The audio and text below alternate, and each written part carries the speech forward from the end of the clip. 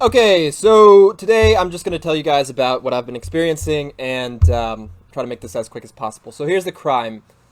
They're taking protesters, they're taking anybody who they deem a threat, and they're making these people targets of illegal human medical experiments.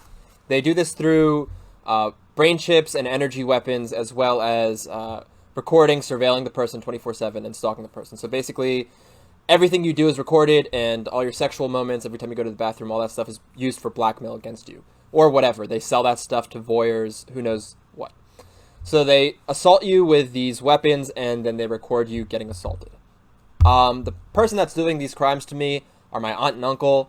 This is Sundeep and Christina. The way that they did this is my mom called Sundeep to get me a job, and Sundeep was like, yeah, okay, whatever. Sundeep used that to start messing up my life and start stalking me. He started stalking my Facebook and started stalking my friends.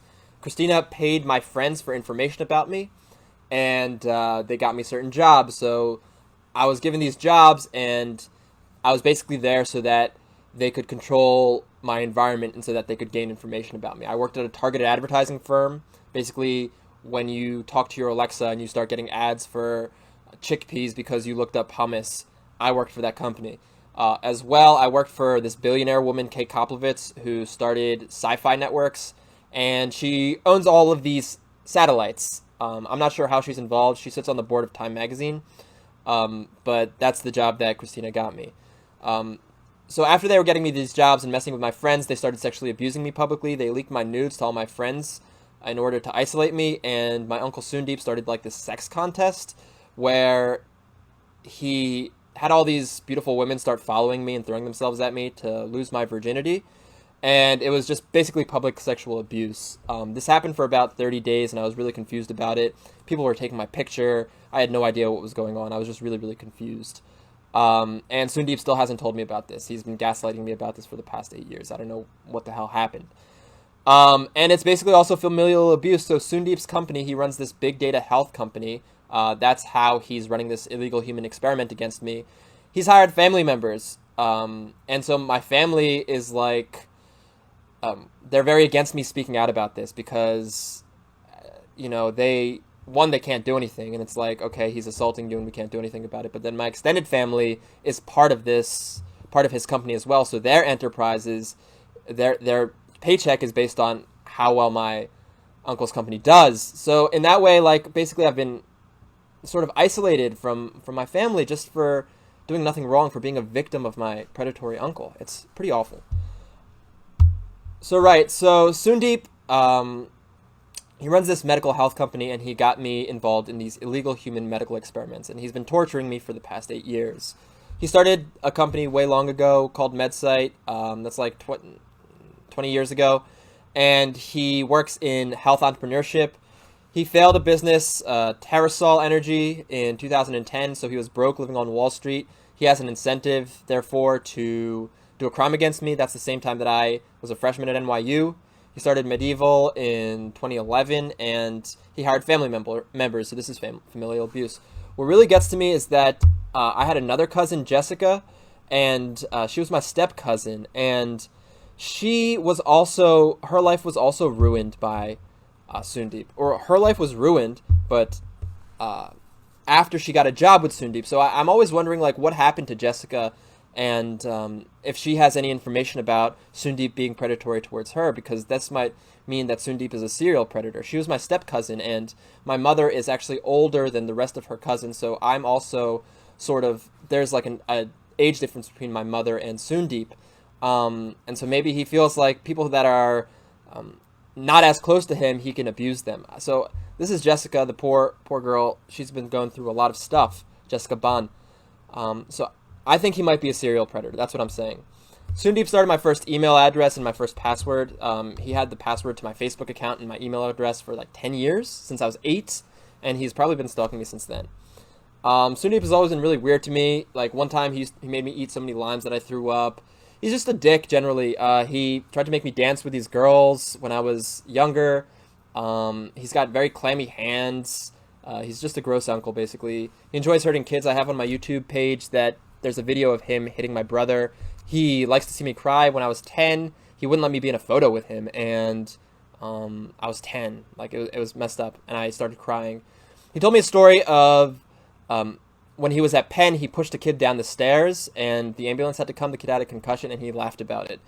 And the weirdest thing that he did is he threw a temper tantrum at my cousin's wedding. Like, he was demanding that somebody bring him food at my cousin's wedding. Like, who does that, right? He sat there for 2 hours saying, we want food, and he said, honestly, I learned a lot about Soondeep during that moment, because he told me, like, once you do, he basically said, never give in.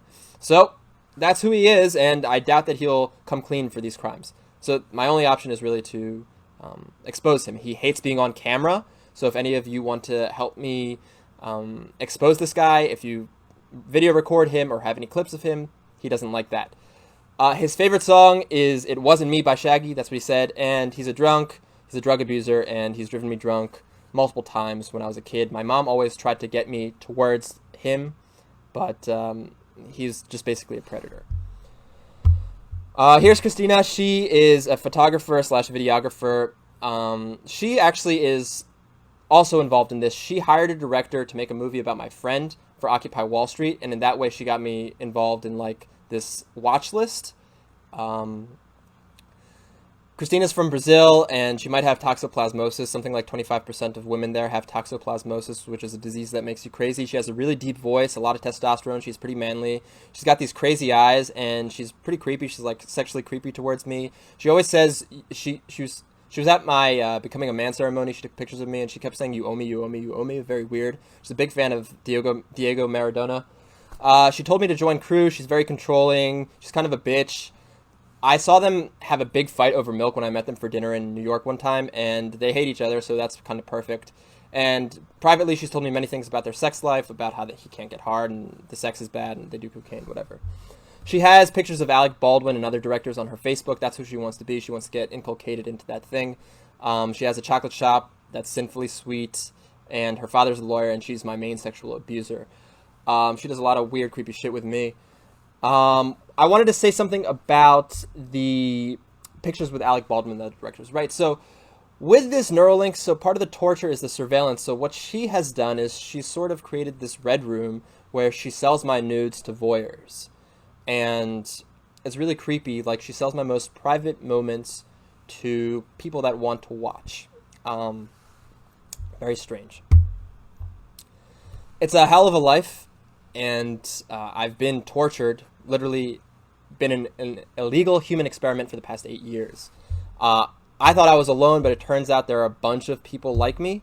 There are about 100,000 of us around the world. This is censored on Wikipedia, by the way. If you look up electronic harassment, they call it a conspiracy theory, even though there's this many sources. Like, look, I see 1 through 44 sources, and they literally don't let this information get out. Like, they have censored something from Nature, nature.com. Nature/Scientific American. It was posted in 2 places. That's the gold standard of scientific information, is nature.com. So there's this project called Hello, Goodbye, Good Night, and it looked into how to use microwaves to torture a person, and it was published in nature.com. However, Wikipedia has censored this information. Like, here you go. Air Force project that looked into the feasibility of producing voices in the head. The article was from Weinberger, microwave weapons, wasted energy, blah, blah, blah. It talks, Project Hello was to put voices in the head. Project Goodnight was to kill a person, and Project Goodbye was to, like, slowly kill a person or something. Anyway, here's a map of all of the targeted individuals around the world. This map has 1,421 dots on it. So you can see sort of the spread here. US has a lot. South America, not too many. Europe has a lot. Japan, South Korea, Thailand, Australia has a lot. Obviously, China has no data. Russia has no data. But here we go. Let's see what else. Let's zoom in on the map of the US just to see the distribution here if we can. Let me make this big. All right, here we go. So these are all of the people, not all of them, but here are some of the people in the United States. Let's zoom in some more. As you can see, it's basically distributed by population. So the East Coast has a lot, and California has a lot.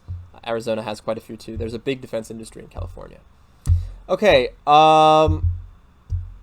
so there are many famous individuals that have been targeted. Walt Whitman was, no, sorry, not Walt Whitman. Gosh, what was his name?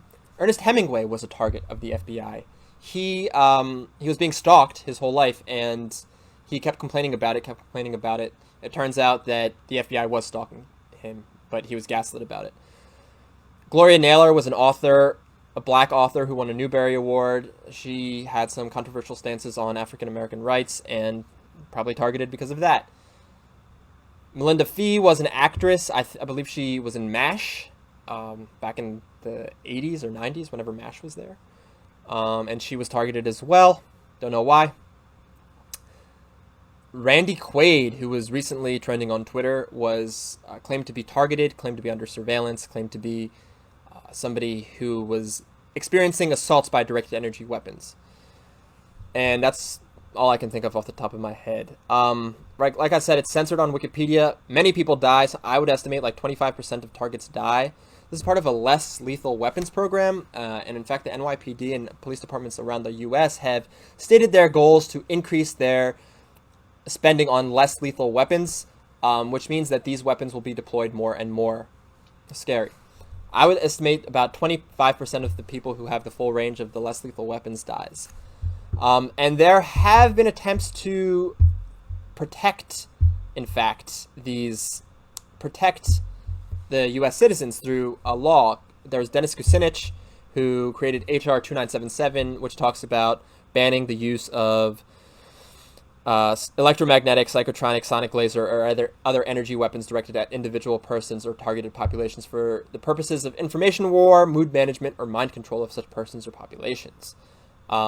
So there have been attempts. There are Russian laws. There was a man named V.N. Lopatin. Let's get to V.N. Lopatin. He's here.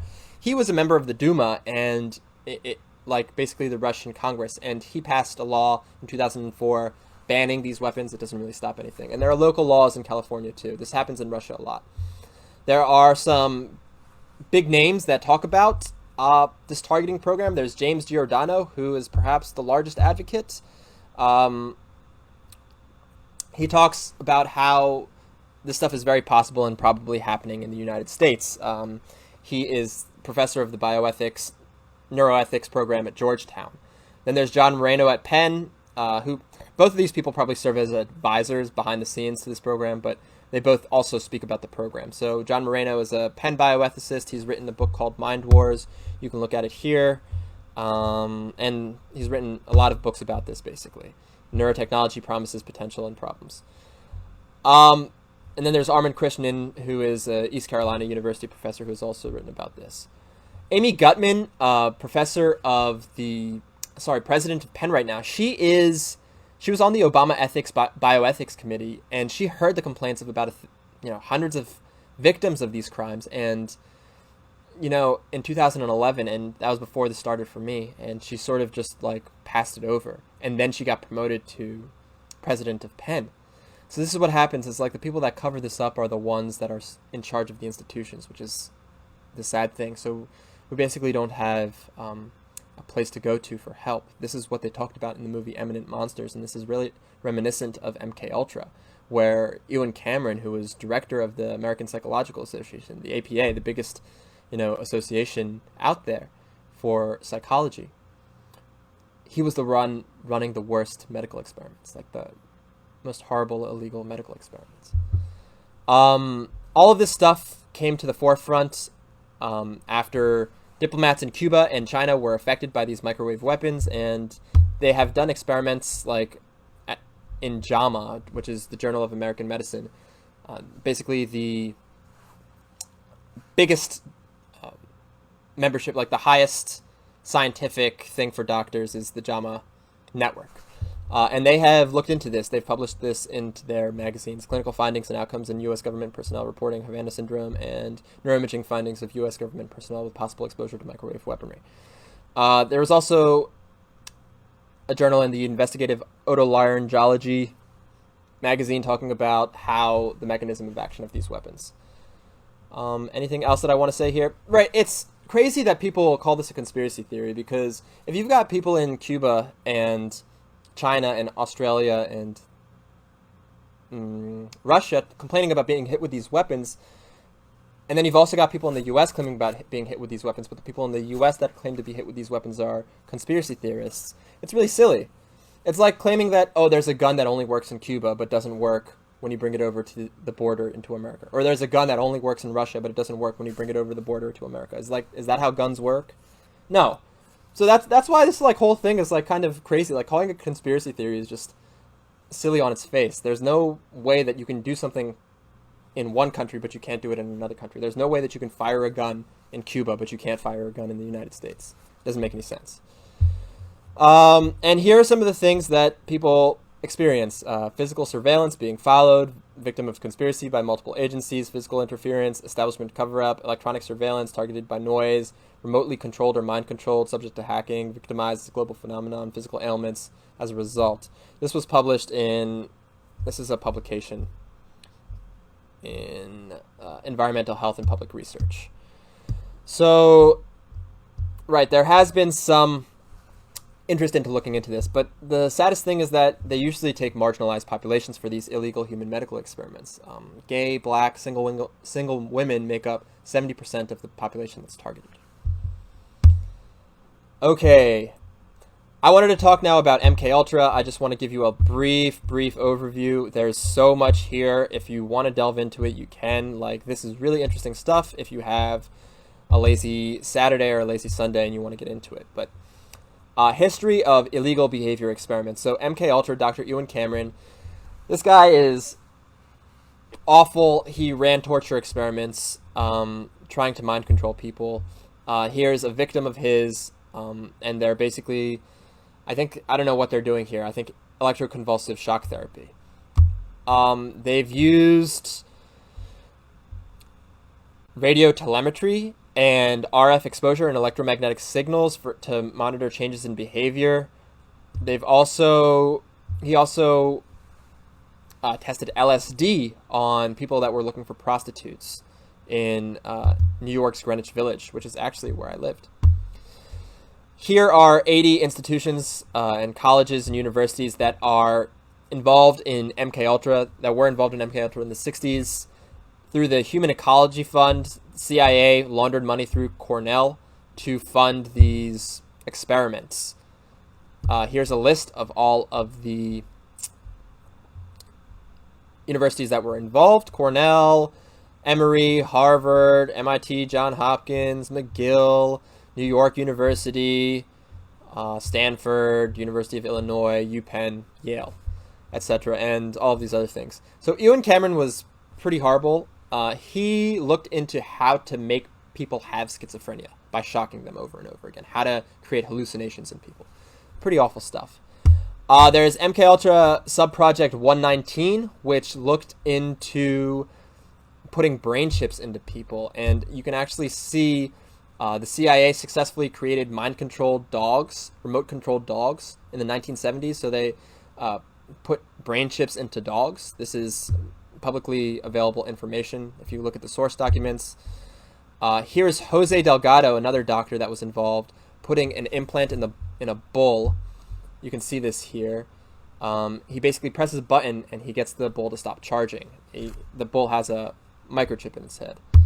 There are experiments that happened at Tulane University where this guy, Robert Heath, put brain chips into homosexuals and tried to force them to have sex with women, which is strange. It reminds me of my uncle trying to get me to dance with girls when I was younger. So yeah, bizarre brain implant experiments sought to cure homosexuality. Electrically stimulated the brain of a gay man while he had sex with a female prostitute.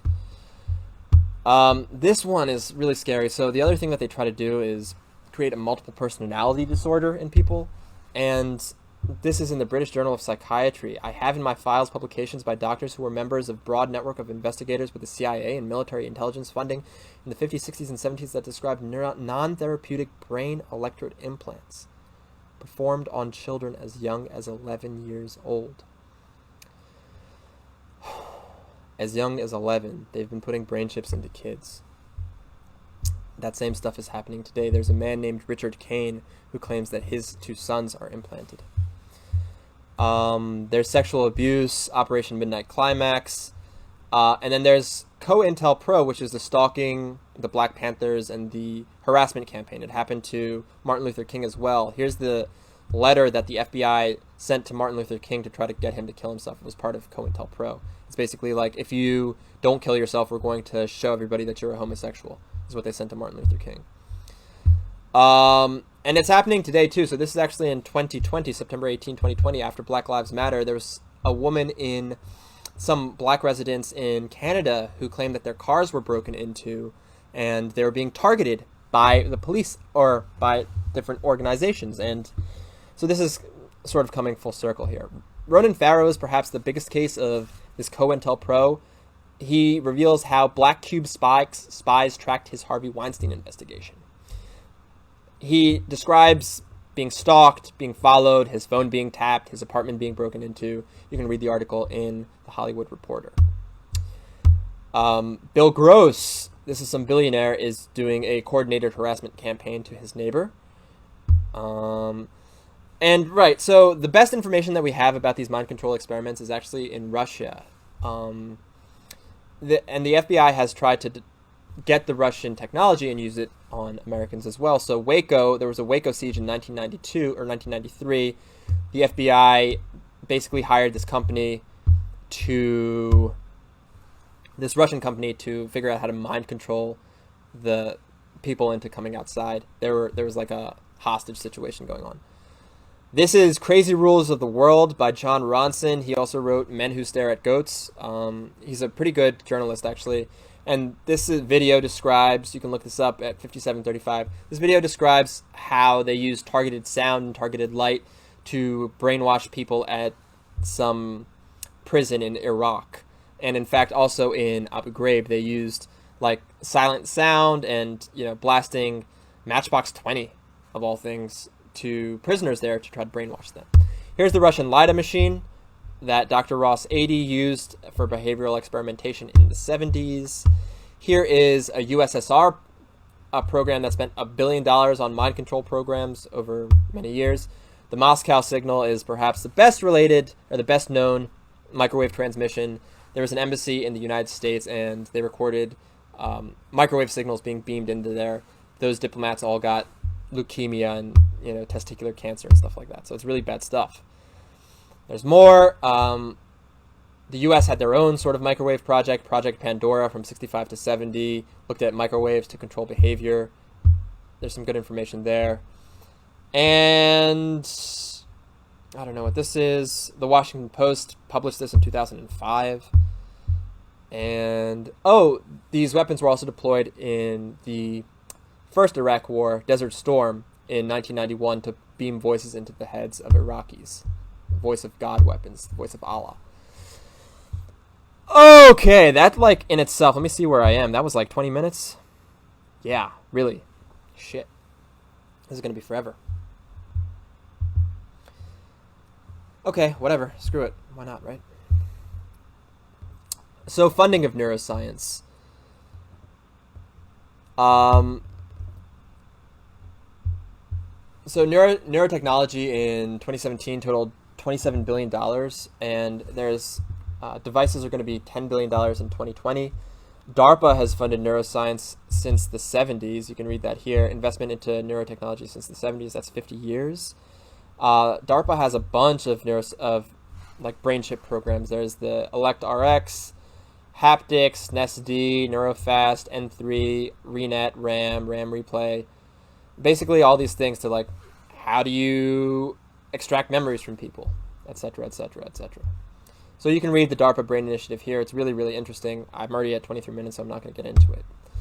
Here is an example of a brain chip from, this is the DARPA Restoring Active Memory chip. Pretty small, pretty cool, actually. Human experimentation in Philadelphia. So this Restoring Active Memory project, it turns out that about 125 people, test subjects, don't have consent forms. So this is non-consensual experimentation. You can look that up here. Just look that up. Here's DARPA. Like I said, DARPA has been working on this for the past 50, 60 years.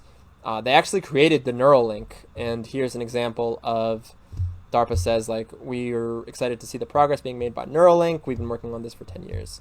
It's really cool, actually. The DARPA sewing machine, okay, and other funding. So billionaires. So there's Bezos has a school in Princeton, the Bezos School of Neuroscience. Sandy Weil has 2 schools, or 3 schools, I think, in Cornell, in UCSF, and in somewhere else. Druckenmiller and Langone fund the neuroscience program at NYU. Paul Allen is a big hitter here. He was the co-founder of Microsoft. He has the Allen Brain Institute, and they're doing a lot of the work into these non-consensual programs. Similarly, LLN, Lawrence Livermore National Laboratories, and UCSF. UCSF is a big hub of this. They basically run the Neuralink program. You can see some of the electrodes that they've made here together. The singularity is near this guy. So Kurzweil and Diamandis, these two are basically the heads of the singularity movement, and they attract a lot of funding. They give speeches around the world, and they attract funding for brain implants. They want to download your brain to a computer. The Brain Initiative in the United States was $4.5 billion. That started in 2013, and the Human Brain Project, which started in 2010, I believe, is 500 million euros, but they re-up it, and there's more money. So basically, there's all this money. Oh, and this isn't new. The decade of the brain was George H.W. Bush in the 1990s. He allocated some money as well, and Japan also allocated 125 million during that period through the Dana Foundation. Again, the same way that during MK Ultra, they used the Human Ecology Fund to launder money. In the 1990s, they probably did it through the Dana Foundation and other, groups. Basically, there's all this money, and they figure out ways to get it into these illegal human experiments. You can listen to a talk on Joe Rogan with that CIA agent, Mike Baker or something. He talks about this. More stuff about the industry, just generally. Futurism, cool technology that's coming your way. CNN or CBS reported on how you can use Google Glass to take pictures with your mind. There's this Hitachi Smart Dust. These chips are getting smaller and smaller. So this is a real, you can check on Snopes, this is a real picture of an RFID chip. And this was 10 years ago. It was this small, and theoretically it could be 8 times smaller than this. DARPA has funded efforts into wireless EEG into classrooms, which is scary. It means they're recording kids' brain signals as well, basically Ender's Game type scenario. Facebook Control Labs has $1 billion, invested $1 billion in it. Type with your mind. We've achieved the first brain-computer research, says Facebook. You can type 100 words per minute just with your mind. 2 years ago, Facebook announced plans to create a non-invasive wearable system that could type 100 words per minute by decoding words and phrases that the user just thinks. The company has now published an update on its ambitious augmented reality glasses that would allow people to communicate without using a smartphone. The next offer speed of voice and privacy of text. The promise of AR lies in the ability to seamlessly connect people, blah, blah, blah. So there are these glasses that you wear that can read your brain signals. And in fact, this guy at the MIT Media Lab invent a way to turn silent speech into, he could control his TV using this jawbone type thing right here, whatever this is. Kernel is a really scary one. Actually, they used to be making chips, but right now, I think they're probably still making chips, but their public technology is FNERS, and we'll talk more about that, but if you can just read some of the creepy stuff that they talk about. Attention, focus, cognitive load, social experiences, elite performance, aging, mental health, pain quantification, stroke, and TBI. Just scary, scary stuff. And obviously there's Neuralink, which Elon Musk famously said they could stream music directly into your brain. So that's the industry. There's money there. The money gets distributed. They're making so much progress publicly right now, but this has been going on for 60 years. So I want to show you some pictures of some chips just so you guys understand how advanced this stuff is. Like, this is all public information. So these are the old ones, these deep brain stimulators. This is the first gen stuff by Medtronic, Eli Lilly, like all these old companies. Here are some newer deep brain stimulators where it's like this quarter thing and there's a probe that goes right down into your substantia nigra to control Parkinson's. But there's way cooler stuff now. There's these neuropixels, which, gosh, these things are small. Like, You can barely even see them. They're just, here's a picture of them here. These neuropixels are really, really, really cool. Oh well. Let me see. Oh, here's media. It's March something. Right, these neuropixels are so small you can barely see them. Look at that. That's amazing. Just one little, like, pinprick. This is a mouse brain. This is about the size of your finger. Amazing. And then there's the Neuralink, which is about the size of a quarter. There's the Utah array. This is, like, basically the traditional. This is on a penny. So it's a square thing about a third the size of the penny. Or less than that. About a tenth the size of a penny they put in your brain. So it's small, you can't even see it. And these are cool. A lot of the brain chips look like this right now, and there's like a ton that used to look like this. ECOG devices, I think, have the most, are the coolest things, because these things are basically just stickers that they take and they put on the surface of your brain, and you can record a lot of cool stuff with that. They're just stickers, like literally stickers. Like, look at this. This is just a sticker that they put on top of somebody's brain. That's all they have to do. So very cool stuff. This is the sticker, right? Look at that. That's awesome. And here's just an overview. So you've got optical fibers. You can use fiber optics now. There's optogenetics that's being used. There's this Michigan probe, the Utah array. This is like the traditional type stuff. ECOG, which I think is cool. EEG, which is outside the brain. Then there's neural dust, which is scary AF. Check out neural dust. So this is neural dust on a finger. These things are smaller than a grain of rice. And this is neural dust in the brain. It's like you can barely see it. Here it is superimposed on a dime, and they can read your brain signals through this. If you look at an MRI, or look at this, so basically you have these things in there, you can't even see them. Like, look at this picture. They just go in your brain and you can't even see it, you know? They're just these little dots. Like I said, IBM, there's a lot of chips like the Utah array, like there's a lot of chips like this one, but there are just way too many to name, honestly. And now they're powered wirelessly. So here is the Libra group. These are injectable brain chips. Very cool stuff, very cool stuff. And I'd be remiss if I didn't mention computational neuroscience, because that's the way that all of these behavior driving experiments are possible. It's all mathematics, really, and computer modeling. So what they've done is they've taken these spikes, and every time you see a yellow spike in the picture here, basically the animal is taking a step or doing a movement. And this way they're able to correlate signals with behavior. That's all that's basically happening. And if you do it with recording from enough neurons, you can record speech. I mean, Facebook has already done that. You can record dreams. You can do anything. You can do anything. You can record memories. Darpa's working on that. It's crazy. It's a lot of stuff.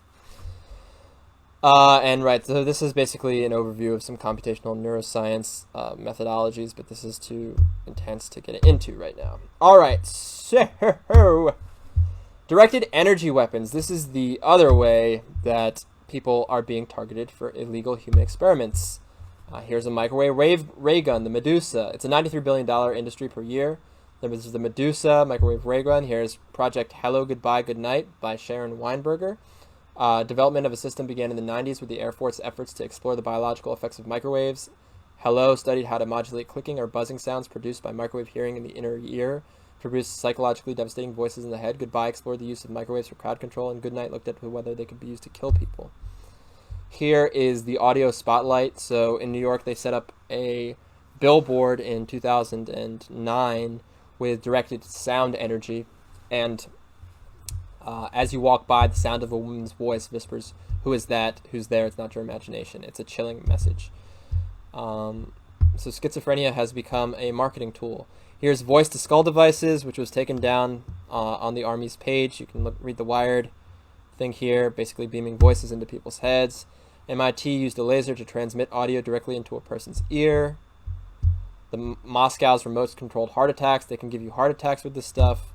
And here's a long thread on my Twitter page about microwave weapons. Here's a contract for a non-lethal weapon studying bioeffects going to, I believe, the University of Florida. And there is a whole society for these people, the Directed Energies Professional Society. So you can look that up too. This has been going on for a long, long time. And like I said, there are people all across the world that are affected. So this is Chicago, this is Thailand, this is Sacramento, this is somewhere in Asia. I don't know where this is. Europe, it looks like. Don't know where this is. Looks like New York. These are all the places. Let's look at this. Some of the places. Japan, Korea, America, etc. There's just a bunch of people who are being affected by this. Julian Assange is a major target. He's actually sparked an investigation into this. Like, look at all these people in China and wherever else. Many people. Many people. Okay, so that has been 35 minutes. I wanted to do this in 10 minutes. Here's a list of whistleblowers. Like I said, there are people smarter than me. Dr. Robert Duncan, he actually claims to have created this weapon system. You can look him up. Mind hacking. He talks all about perceived sound weapons and whatever else. He says that he's the one who invented the weapons. Dr. John Hall is an MD. He actually solved the case of a woman who was being stalked. He found a woman's stalker and who was shooting her with these weapons, and I think they put him in jail. He was a cop. There's Dr. Rowney Kild. She was the Surgeon General of Norway. Like, basically the top doctor. She was like the Sanjay Gupta in Norway, and she was speaking out about this, and there's suspicion that she's been killed.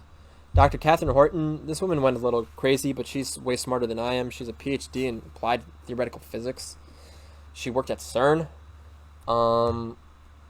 She's a little bit batshit crazy though, but this program makes you crazy. But like, this is the stuff they do, is like harassment. Like, I looked up Catherine Horton. They gave me murdered girl bound over to grand jury, like a murdered girl. Like, they're trying to basically intimidate this woman. Matthew Arnagar, this guy, PhD at Cornell in neurobiology. Dan Leibowitz, this is a medical doctor. He's been affected by these weapons. Richard Lighthouse is a Stanford electrical engineer. He is a smart man, and he's probably the most likely to get freedom. Magnus Olsson, this is a Swedish guy. He went to Harvard. He's a millionaire. He comes on TV sometimes. This is Bill Binney. So Bill Binney's probably the most legitimate target that we have. He's been featured in the New York Times, as you can see here. He's been featured in the New York Times as well as so many other things. And Bill Binney has targeted himself. Since he's started speaking out about this, he's lost his wife and his legs. They're trying to kill the poor man.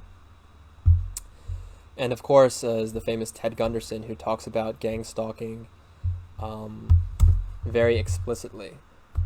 That's the harassment part of this. If you read...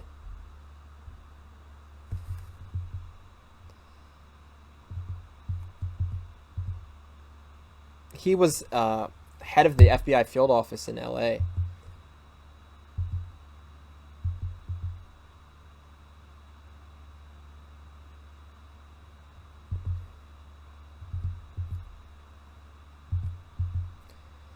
Anyway, he talks explicitly about how these agencies harass people, and he gives the name of all of the programs, like Echelon and whatever else. Gosh knows. So here's some evidence that I have gathered myself. So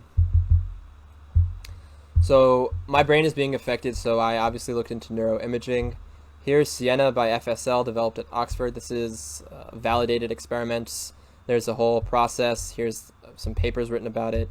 This is pretty strong evidence. Like, people use Sienna for publishing stuff in the magazines you see with these pretty pictures of the brains. These Sienna. Similarly, FreeSurfer, this is probably the highest neuroimaging program used. If you look back at my posts, I talk about how Justin Sanchez was posting on this website, trying to block me out, who knows. But here are some pretty pictures of the brain. Here's some stuff that I've done. Here's my Sienna scan. You can see there's growth here, statistically significant growth. And the brain is supposed to atrophy over time. If your brain is growing, there's some inflammation occurring there, probably.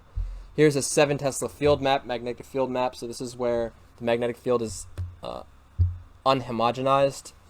So these are some areas that I think areas of interest, basically. This is the speech area of the brain. This is also a speech area of the brain, and this is the visual cortex, which would make a lot of sense. Here's my car that's been broken into just last week, or in October rather, and here is the results of my free surfer thing. So all I've done is I've run a statistical analysis with my scans versus a group of random scans, and I've put them together, and I've seen the places that are statistically significant to a 95% or a 99% confidence interval. So these are the hotspots that I've seen. These are the inflammation areas of inflammation, basically, and they look a lot like the neural link. Also, the parietal lobe is the place that directs all of your attention, and you can record. It's a major hub node. You can record a lot of information from the parietal lobe. Here is an EMF scan that I did. I went to a private investigator, and basically I've just given my testimony. This isn't that great evidence, but it just has like my testimony was written down. So, and these are areas of higher EMF. This guy is crazy. The Larson report, this is probably the best evidence that people that are being affected have of these illegal human experiments. This guy actually got stuff taken out of his body. And he correlates it to, he like finds who was targeting him, and he's done spectroscopy. He found that there's like silicone and what is this? Chlorine, calcium, all these things that shouldn't be in his body. And he's looked at the devices and correlated them to patents that are out there. They look kind of beaten up because that's the cellular response to foreign bodies. The foreign bodies like eat the chips.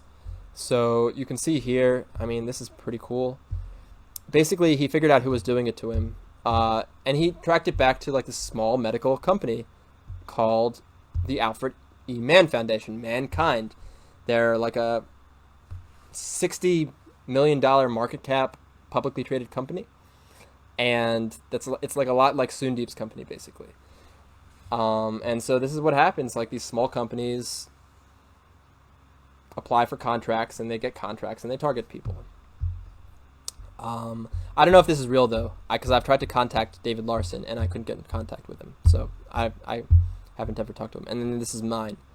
So as you can see, this crosshair, there's like this blue line here. I'm not sure if you can see that dashed crosshair over this neural link looking device that I've showed you. And if you correlate it to my validated Sienna, it's in the same spot as this inflammation here. All right, so how I feel about this. I mean, look, they kill you, man. I wasn't trying to do this for like...